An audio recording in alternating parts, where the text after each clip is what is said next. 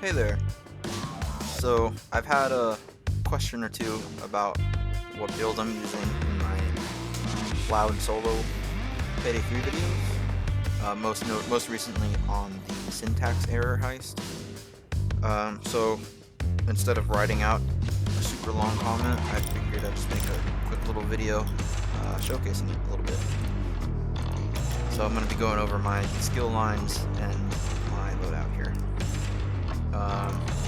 I will preface this by saying I don't think this will be overkill viable.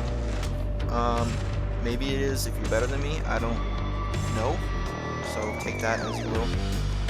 But nonetheless, let's go over it. So first off here, I have Ammo Specialist Basic to get the increased ammo capacity by 20%, but mainly for the Scrounger skill here, which is as long as you have Edge, ammo drops have a 10% chance of replenishing a throwable, and we'll go over it in a bit here, but this is really important for us. Next up here, we have Mower Basic, so every 35 bullets fired, I gain Edge, and with that Edge, we'll be making use of Replenish, as well as a few other skills. Replenish here automatically picks up ammo dropped by enemies you kill. This is very useful. It's never really gone off my builds since this game released. It's nice not having to run out into a crowd of cops to get ammo pickups and all that, especially because not many people bring ammo bags either, because the whole armor bag meta, which I won't be going over because it's been talked to death 100 times, but yeah. Anyway, next up we have the tank tree here, which is increasing the regen speed of our armors by 20%. This is important for the build because it makes use of the standard lining plate, which is the single chunk armor. So I believe that has a natural regen time of like 2 seconds, so I think this brings it down to 1.8, which doesn't sound like a lot, but you know, it's pretty nice. And then we also have extra plates here, so our bags have 6 charges.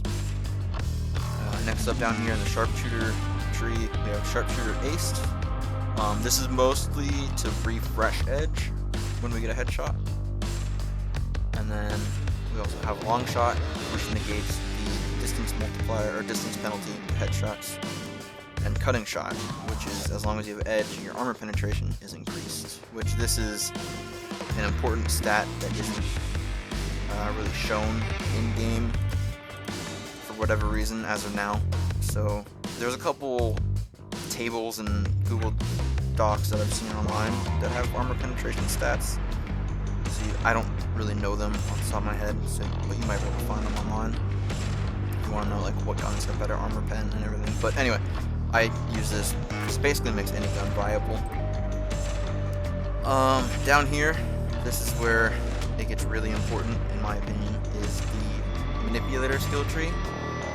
With the most recent update, they changed the hostage resources from just being first aid kits to alternating between first aid kits and an armor repair kit. So every time you trade a hostage, you'll get a first aid kit, and then the next one you trade, you get an armor kit, and then it's back to first aid, armor, first aid, armor. It's very, very useful. I think that was a great change on their part. It's definitely helped. It's a step in the right direction to kind of fixing this game a little bit. But anyway, moving on. Manipulator aced. So when we trade a hostage, it counts as an additional. Silver tongue. So employees, guards, and law enforcement count as an additional. And we got negotiator, which is another additional hostage. So with all of these combined, we can get up to like 3 or 4 resources from one hostage. So you can see on heists like Rock the Cradle, there's a bunch of civilians you can trade. You'll have resources out the wazoo. You'll literally never run out. And then the last one in this skill line is Menacing. This is for 2 reasons. One, so you can take hostages throughout the entire heist. And 2, it's good for kind of like an oh crap moment.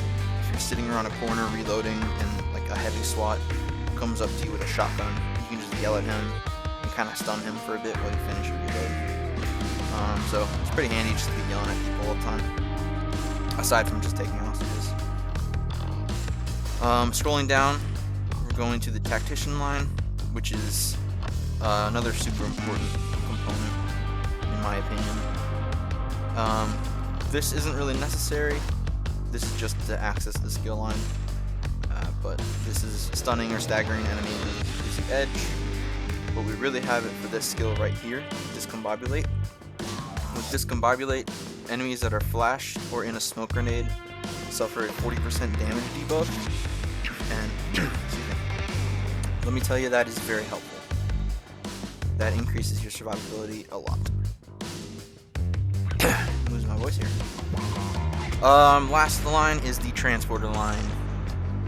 We have Transporter Basic to gain Rush whenever you pick up a bag. We have Beast of Burden to negate the movement speed penalty. We have Deep Pockets.